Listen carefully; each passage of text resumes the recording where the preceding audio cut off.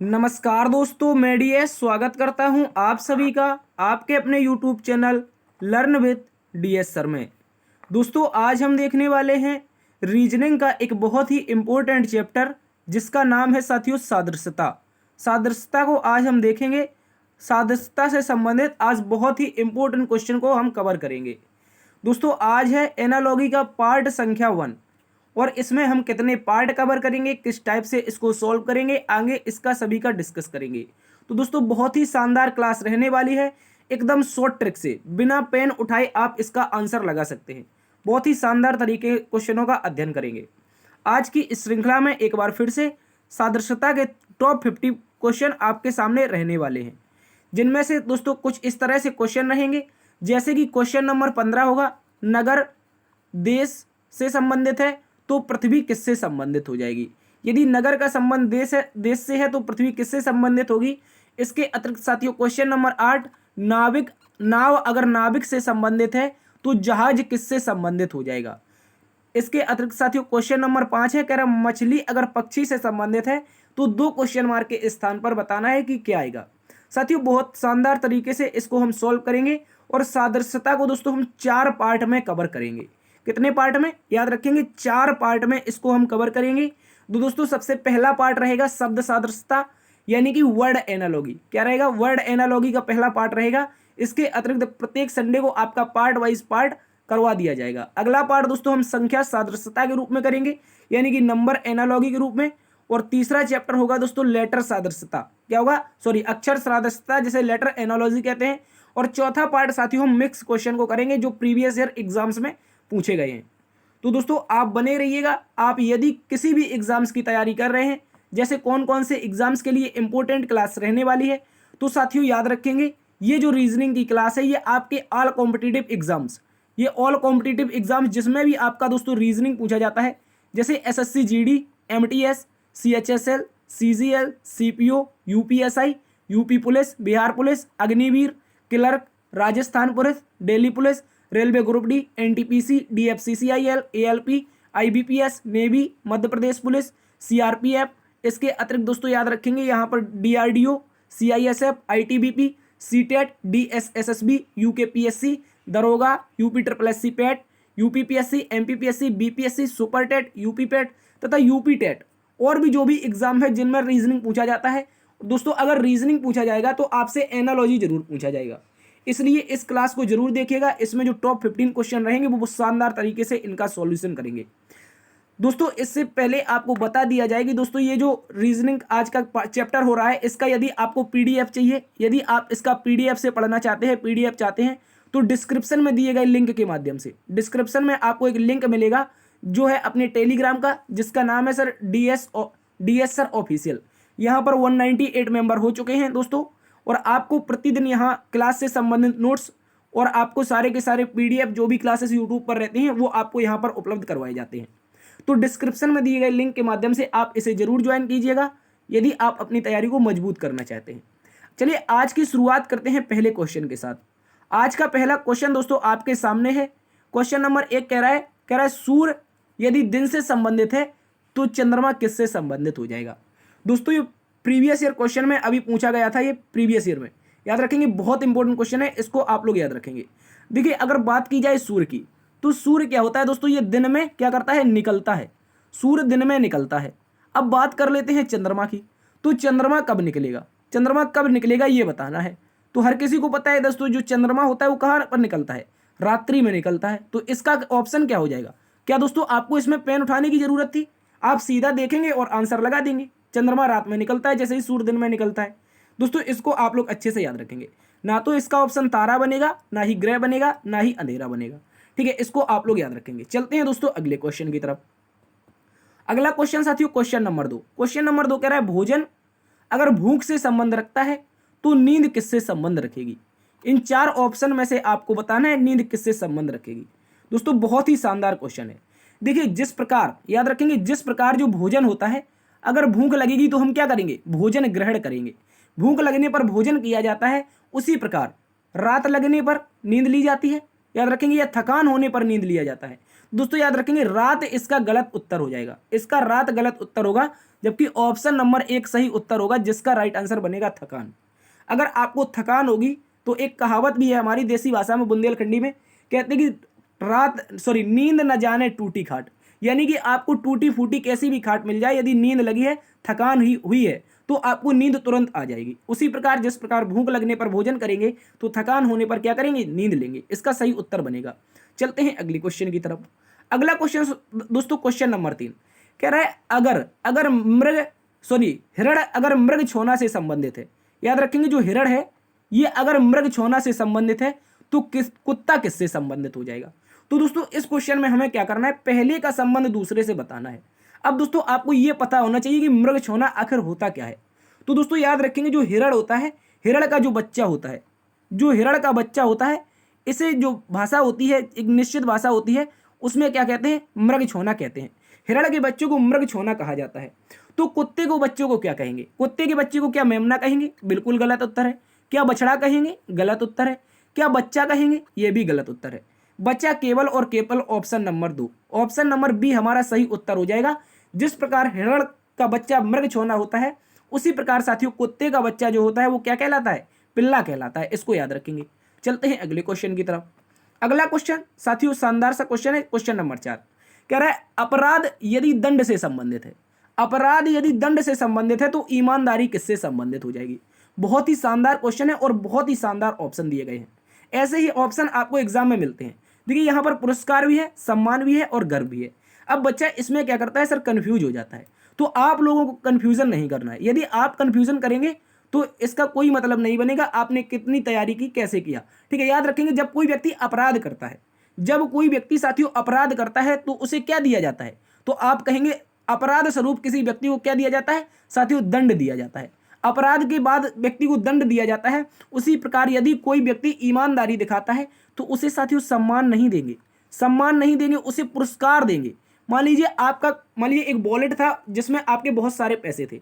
अगर आपका वॉलेट गिर जाता है, तो जब आपका वॉलेट गिर जाता है, किसी अच्छे व्यक्ति को मिल जाता है, ईमानदार व्यक्ति आपको उस वॉलेट को लौटा देता है, तो आपका मन होता है यदि उसमें मेरे 40 से 50 हज़ार रुपए गिरे हैं सर, तो उसको मैं 100-200 रुपए दे दूं ताकि उसकी ईमानदारी का उसको पुरस्कार मिल सके। तो ईमानदार व्यक्ति को क्या मिलता है सर, पुरस्कार मिलता है। इसको आप लोग अच्छे से याद रखेंगे। मोस्ट इंपोर्टेंट क्वेश्चन है, इसको याद रखना है। चलते हैं अगले क्वेश्चन की तरफ। अगला क्वेश्चन साथियों क्वेश्चन नंबर 5, क्वेश्चन नंबर 5 कह रहा है अगर मछली पक्षी से संबंधित है तो क्वेश्चन मार्क किससे संबंधित हो जाएगा। दोस्तों अब ये बहुत इंपॉर्टेंट क्वेश्चन है, ये आपका सीजीएल में पूछा गया था, एक एमसीक्यू क्वेश्चन है, इसको याद रखेंगे। इसका जो लॉजिक बनेगा वो लॉजिक हमें अल्टरनेट बनाना पड़ेगा। क्या बनाना पड़ेगा, अल्टरनेट बनाना पड़ेगा। तो अब इसको हम लोग देखेंगे तो हमारा सही लॉजिक आ जाएगा। तो मछली की अगर बात की जाए, क्या वो स्वामी से संबंधित होगी, स्वामी उकाव, ये कोई ऑप्शन ही नहीं बन रहा है। और आगे बचा हाइड्रा। हाइड्रा क्या होता है हमें सर नहीं पता, मछली हाइड्रा से कैसे संबंधित हो जाएगी। और राइफल की बात करें, क्या मछली को राइफल चलाना आता है, तो मछली का संबंध राइफल से नहीं बनेगा। यानी कि 3 ऑप्शन कट गए। और पनडुब्बी की बात की जाए साथियों, पनडुब्बी की बात की जाए तो पनडुब्बी कहाँ पर रहती है, पानी में रहती है। उसी प्रकार जो मछली होती है ये कहाँ पर रहती है, ये भी पानी में रहती है। यानी कि जो पनडुब्बी होगी वो पानी में और मछली भी पानी में। अब अगला नंबर है पक्षी का। तो पक्षी कहाँ पर उड़ते हैं, आप कहेंगे सर पक्षी जो उड़ते हैं वो आसमान में उड़ते हैं। कहाँ पर, आसमान में। और जो वायुयान होता है, याद रखेंगे जो वायुयान होता है, जिस प्रकार पक्षी आसमान में उड़ते हैं उसी प्रकार जो वायुयान होता है वो कहाँ पर उड़ता है सर, हमारा आसमान में उड़ता है। तो यहाँ पर मछली पानी में हो जाएगी, पनडुब्बी पानी में हो जाएगी और पक्षी आसमान में हो जाएंगे और वायुयान भी आसमान में हो जाएगा। इंपॉर्टेंट क्वेश्चन है, इसको याद रखेंगे। चलते हैं दोस्तों अगले क्वेश्चन की तरफ। अगला क्वेश्चन नंबर 6, क्वेश्चन नंबर 6 एक शानदार सा क्वेश्चन है। कह रहा है अगर जापान टोक्यो से संबंधित है तो जिम्बाब्वे किससे संबंधित हो जाएगा। अगर बात कर लें साथियों जापान की, तो जापान की जो कैपिटल है, क्या है, जो जापान की कैपिटल है, कैपिटल मतलब राजधानी है, जापान की जो राजधानी है वो टोक्यो है। उसी प्रकार अब जिम्बाब्वे की राजधानी क्या हो जाएगी, जिम्बाब्वे की राजधानी की अगर बात की जाए, जिम्बाब्वे की अगर कैपिटल की बात की जाए तो साथियों जिम्बाब्वे की जो कैपिटल है वो जोहानिसबर्ग नहीं है, वेलिंगटन नहीं है, जाम्बिया नहीं है, हरारे है। क्या है दोस्तों, हरारे। और ऑप्शन डी हमारा सही उत्तर हो जाएगा। तो क्वेश्चन मार्क के स्थान पर क्या बनेगा, हरारे बनेगा। याद रखेंगे, मोस्ट इंपोर्टेंट क्वेश्चन है। जिस प्रकार जापान टोक्यो से संबंधित है उसी प्रकार जिम्बाब्वे हरारे से संबंधित हो जाएगा। चलते हैं अगले क्वेश्चन की तरफ। अगला क्वेश्चन साथियों एक बहुत ही इंपॉर्टेंट क्वेश्चन, ये जब कोरोना टाइम लगा था तो उस टाइम ये रीजनिंग में सादृश्यता में पूछा गया था। जब कोरोना 2019-20 में चल रहा था, उसके बाद जब एग्जाम हुए आप लोगों के, तो उसमें ये क्वेश्चन पूछा गया था, इसको याद रखेंगे। एमसीक्यू क्वेश्चन है, कह रहा है अगर कोवैक्सीन भारत से संबंधित है तो स्पुतनिक वी किससे संबंधित हो जाएगी। तो दोस्तों यदि आप लोगों ने उस समय करंट अफेयर पढ़ा है या आप जीएस की पढ़ते हैं तो आप सभी को पता होगा जो कोवैक्सीन है वो दोस्तों भारत बायोटेक के द्वारा यानी कि भारत के द्वारा बनाई गई एक वैक्सीन थी। क्या थी? भारत के द्वारा साथी बनाई गई एक वैक्सीन थी। तो अगर बात कर लें स्पुतनिक वी की, अगर स्पुतनिक वी की बात कर लें तो दोस्तों ये दुनिया की पहली वैक्सीन थी और इसका निर्माण किसने किया था? इस वैक्सीन का निर्माण साथियों रूस ने किया था। किसने किया था? रूस ने किया था, याद रखेंगे। स्पुतनिक वी किसका राइट आंसर बनेगा साथियों? रूस बनेगा। बहुत इंपॉर्टेंट क्वेश्चन है, अच्छे से याद रखेंगे। चलते हैं अगले क्वेश्चन की तरफ। अगला क्वेश्चन एक और इंपॉर्टेंट क्वेश्चन, अगला क्वेश्चन साथियों कह रहा है नाव अगर नाविक से संबंधित है, नाव अगर नाविक से संबंधित है तो जहाज किससे संबंधित हो जाएगा। शानदार सा क्वेश्चन है और बहुत ही इंपॉर्टेंट ऑप्शन भी है, तो यहां पर आपको कंफ्यूज नहीं होना है। देखिए अगर बात की जाए नाव की, तो नाव को जो चलाने वाला होता है, नाव का साथियों जो चालक होता है, क्या होता है याद रखेंगे, नाव का जो चालक होता है उसे नाविक कहा जाता है। उसी प्रकार जहाज का जो चालक होता है। अब देखिए आपको बात करनी है यहां पर जहाज की। जहाज का मतलब क्या होता है? इसका मतलब होता है पानी में चलने वाला शिप। देखिए हवाई जहाज अलग होता है, उसके लिए अंग्रेजी हवाई लगता है, तब वो हवाई जहाज होता है यानी कि वायुयान होता है। अब जहाज आया है तो केवल पानी में चलने वाला, और पानी में चलाने वाला जो जहाज का चालक होता है उसे साथियों कप्तान कहा जाता है। क्या कहा जाता है? कप्तान कहा जाता है। मोस्ट इंपोर्टेंट क्वेश्चन है, बहुत ही इंपोर्टेंट, अच्छे से याद रखेंगे। तो पायलट इसका गलत उत्तर बनेगा। पायलट चलाता है साथियों वायुयान।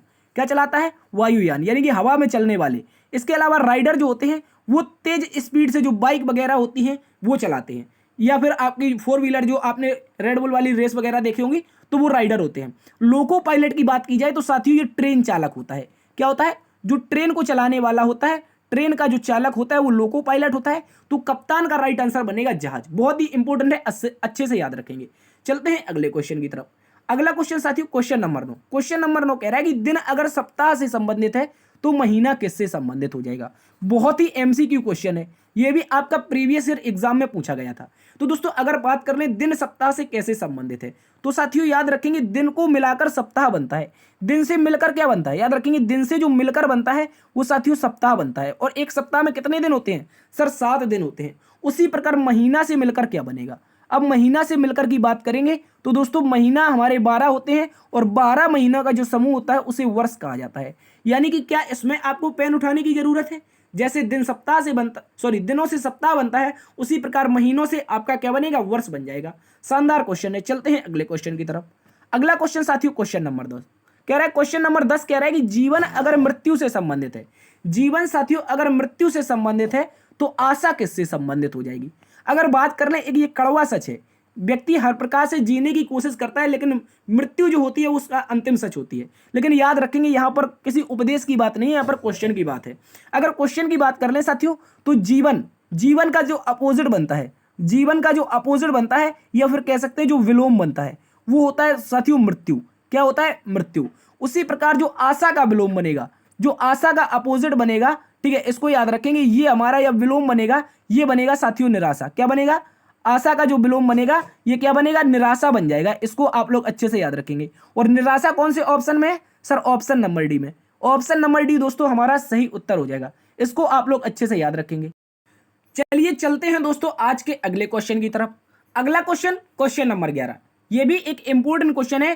कह रहा है दोस्तों अगर क्रिसमस ईसाई से संबंधित है तो ऐसा कौन सा क्वेश्चन मार्क के स्थान पर नंबर आएगा या शब्द आएगा जो हमारा मुस्लिम से संबंधित हो जाएगा।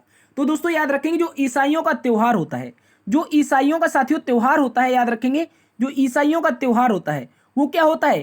क्रिसमस होता है। आप कहेंगे ईसाइयों का त्योहार क्रिसमस होता है। अगर देख लेते हैं मुस्लिम के बारे में तो मुस्लिम भाइयों का त्योहार क्या होता है? याद रखेंगे जो मुस्लिमों का त्योहार होता है वो कौन सा होता है? अगर ऑप्शन में देखें होली साथियों नहीं बनेगा, ये हिंदू धर्म का होता है। नवरोज भी नहीं बनेगा, ये पारसी धर्म का होता है। अगर छिंगमिंग की बात कर लें तो ये चीनी लोगों का, जो चीनी लोग होते हैं, जो मंदारिन भाषा बोलने वाले लोग होते हैं, ये इनका त्योहार होता है।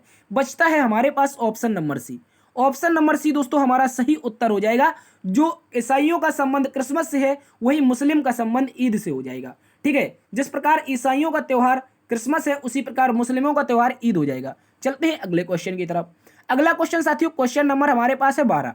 क्वेश्चन नंबर 12 कह रहा है कि अगर अगर पुस्तक कागज से संबंधित है, कौन, अगर पुस्तक साथियों कागज से संबंधित है तो याद रखेंगे, सॉरी यहां पर अगर पुस्तक आपकी कागज से संबंधित है तो रोटी किससे संबंधित हो जाएगी। देखिए अगर बात कर ली जाए इसका संबंध कैसे बन रहा है, तो दोस्तों जो कागज होता है, कागज का जब प्रयोग करते हैं, कई सारे कागजों को मिलाकर के क्या बनती है, कई सारे कागजों का प्रयोग करके हमारी पुस्तक बनती है। उसी प्रकार रोटी किससे बनेगी, जिस प्रकार कागज से पुस्तक बनती है तो रोटी किससे बनेगी। आप कहेंगे सर रोटी किससे बनेगी, तो ऑप्शन को देख लेते हैं। ऑप्शन में पहला ही ऑप्शन दे रखा है आटा, आटा से ही दोस्तों रोटी बनती है। क्या दोस्तों आपने बिस्कुट से रोटी बनती हुई देखी है, कभी नहीं देखी, गलत उत्तर है। क्या कांक क्या होता है, पता नहीं है सर। इसके बाद मक्खन की बात करें तो मक्खन की भी रोटी नहीं बनती है। हालांकि राजस्थान में एक जगह है जहां पर मक्खन की रोटी प्रसिद्ध है, लेकिन क्वेश्चन का राइट आंसर बनेगा साथियों हमारा क्या बनेगा, याद रखेंगे क्वेश्चन का राइट आंसर बनेगा आटा। ठीक है, इंपोर्टेंट क्वेश्चन है। चलते हैं अगले क्वेश्चन की तरफ। अगला क्वेश्चन साथियों क्वेश्चन नंबर 13। क्वेश्चन नंबर 13 कह रहा है कि छंद, कह रहा है साथियों अगर छंद पद्य से संबंधित है, अगर छंद हमारा पद्य से संबंधित है तो ऐसा कौन सा ऑप्शन है जो अनुच्छेद हमारा क्वेश्चन मार्क से संबंधित हो जाएगा। तो दोस्तों अगर बात कर लेते हैं छंद में, अगर बात कर लेते हैं छंद की, तो साथियों जो छंद होता है वो पद्य में लिखा जाता है। यानी कि जो पद्य लिखा जाता है, जो हमारा कविता वाला स्वरूप होता है, जो पद्य लिखा जाता है वो किन में लिखा जाता है, तो साथियों याद रखेंगे जो पद्य लिखा जाता है वो छंदों में लिखा जाता है। ठीक है, याद रखेंगे छंदों में। अब छंद भी कई प्रकार के होते हैं दोस्तों, 6 प्रकार के। अब ये हिंदी का विषय है, इसको हम यहाँ पर डिस्कस नहीं करेंगे। ठीक है, इसके बाद अब बात कर लेते हैं अनुच्छेद की। तो अगर बात कर ले साथियों अनुच्छेद की, आर्टिकल की बात कर ले, तो दोस्तों यहाँ पर क्या किसी ऑप्शन में संविधान दे रखा है, तो संविधान गलत उत्तर हो जाएगा अगर ऑप्शन में दे भी रखा है। दोस्तों याद रखेंगे जो अनुच्छेद होता है, जो अनुच्छेद बनता है वो दोस्तों याद रखेंगे पद्य से बनता है, सॉरी गद्य से बनता है। किससे बनता है, जिस प्रकार पद्य से हमारा छंद बनता है, सॉरी जो छंदों से हमारा पद बनता है, उसी प्रकार अनुच्छेदों से मिलकर क्या बनता है, गद्य बनता है। यानी कि बहुत सारे जो पैराग्राफ होते हैं, हिंदी के जो पैराग्राफ होते हैं उन्हें अनुच्छेद कहा जाता है साथियों, जिस प्रकार जो पद के पैराग्राफ होते हैं उन्हें छंद कहा जाता है। चलते हैं अगले क्वेश्चन की तरफ। अगला क्वेश्चन साथियों क्वेश्चन नंबर 14। क्वेश्चन नंबर 14 कह रहा है दोस्तों अगर नारियल से तेल है, अगर नारियल से तेल का संबंध है तो गन्ने से किसका संबंध हो जाएगा। तुरंत ऑप्शन देखते हैं, तुरंत ऑप्शन देखेंगे तो यहाँ पर रस है, चीनी है, लट्ठा है और स्वाद है। तो दोस्तों अगर बात कर ली जाए तो नारियल में क्या निकलता है, आप कहेंगे सर नारियल में तेल निकलता है। नारियल में क्या निकलता है, तेल निकलता है। ठीक है, बहुत इंपॉर्टेंट क्वेश्चन है, अच्छे से याद रखेंगे। नारियल में निकलता क्या है ये बताना है, निकलने वाला जो नारियल में निकलता है वो तेल निकलता है। उसी प्रकार साथियों गन्ने से क्या निकलेगा, गन्ने से क्या निकलेगा ये बताना है। तो दोस्तों याद रखेंगे गन्ने से निकलता है रस, गन्ने से क्या निकलता है, रस निकलता है। बहुत ही इंपॉर्टेंट क्वेश्चन है, अच्छे से याद रखेंगे। जिस प्रकार नारियल से निकलने वाला एक लिक्विड तेल होता है, उसी प्रकार गन्ने से निकलने वाला लिक्विड क्या हो जाएगा, रस हो जाएगा। अब यहाँ पर चीनी इसका राइट आंसर नहीं बनेगा। हालांकि चीनी केमिकल रासायनिक का प्रयोग करके गन्ने से ही बनता है, लेकिन जो राइट आंसर बनेगा वो रस बनेगा। बहुत इंपॉर्टेंट क्वेश्चन है, अच्छे से याद रखेंगे। चलते हैं अगले क्वेश्चन की तरफ। अगला क्वेश्चन साथियों क्वेश्चन नंबर 15, आज का अंतिम क्वेश्चन है, बहुत इंपॉर्टेंट क्वेश्चन है। कह रहा है अगर नगर देश से संबंधित है तो पृथ्वी किससे संबंधित हो जाएगी। साथियों बहुत इंपॉर्टेंट क्वेश्चन है, अगर नगर जो हमारा है वो देश से संबंधित है तो पृथ्वी किससे संबंधित हो जाएगी ये बताना है। अगर दोस्तों बात कर ली जाए नगर की, किसकी, अगर बात कर ली जाए साथियों नगर की, तो दोस्तों याद रखेंगे यहां पर एक बहुत शानदार लॉजिक बनेगा। वो लॉजिक को आपको याद रखना है, कौन सा लॉजिक है। देखिए जिस प्रकार देश में क्या होता है, नगर होता है, जिस प्रकार देश में नगर होता है क्या होता है, नगर। ठीक है, बहुत इंपॉर्टेंट क्वेश्चन है। जिस प्रकार देश में नगर होता है उसी प्रकार ऐसा कौन सा स्थान है जहां पर हमारी पृथ्वी हो जाएगी ये बताना है। जिस प्रकार देश में नगर होता है ऐसा कौन सा स्थान है जहां पर हमारी पृथ्वी हो जाएगी। क्या विश्व है, गलत उत्तर है। क्या महासागर है, बिल्कुल गलत उत्तर है। क्या ग्रह है, देखिए पृथ्वी एक ग्रह है, लेकिन पृथ्वी के रहने का स्थान, पृथ्वी जहां पर स्थित है वो ग्रह नहीं है। ठीक है, याद रखेंगे पृथ्वी जो स्थित है वो साथियों सौर मंडल में स्थित है। कहां पर, सौर मंडल में। जिस प्रकार देश में नगर स्थित होते हैं उसी प्रकार सौर मंडल में कई सारे ग्रह होते हैं, उस प्रकार हमारी पृथ्वी भी एक ग्रह है। तो इसको आप लोग अच्छे से याद रखेंगे। इसका राइट आंसर बनेगा ऑप्शन नंबर बी, सौर मंडल सही उत्तर है। तो दोस्तों ये थी आज की क्लास। आशा करते हैं आज के जो हमने टॉप 15 क्वेश्चन कवर किए हैं और सादस्यता का जो पार्ट 1 कवर किया है वो आपको पसंद आया होगा। यदि दोस्तों ये पार्ट पसंद आया है तो एक बार से सेशन को लाइक कर दीजिए, दोस्तों को सेशन में ज़्यादा से ज़्यादा शेयर करिए। और यदि चैनल पर अभी पहली बार आए हैं और अभी तक सब्सक्राइब नहीं किया है तो दोस्तों आप इसको सब्सक्राइब भी कर लीजिए। आपको सब्सक्राइब करने का कोई पैसा चार्ज नहीं लगता है, और सब्सक्राइब करने के बाद बेल आइकन जरूर ऑन कर लें, जिससे जब भी आपके पास वीडियो आए उससे आपका नोटिफिकेशन मिलता रहे। और यह है सादृश्यता का पार्ट 1। अभी 3 पार्ट और आने वाले हैं, टोटल 4 पार्ट में हम सादृश्यता को कवर करेंगे। देखते रहिए आपका अपना YouTube channel learn with DS sir. मिलते हैं दोस्तों कल एक नई क्लास में नई ऊर्जा के साथ। तब तक के लिए अपना ख्याल रखना। जय हिंद, जय भारत।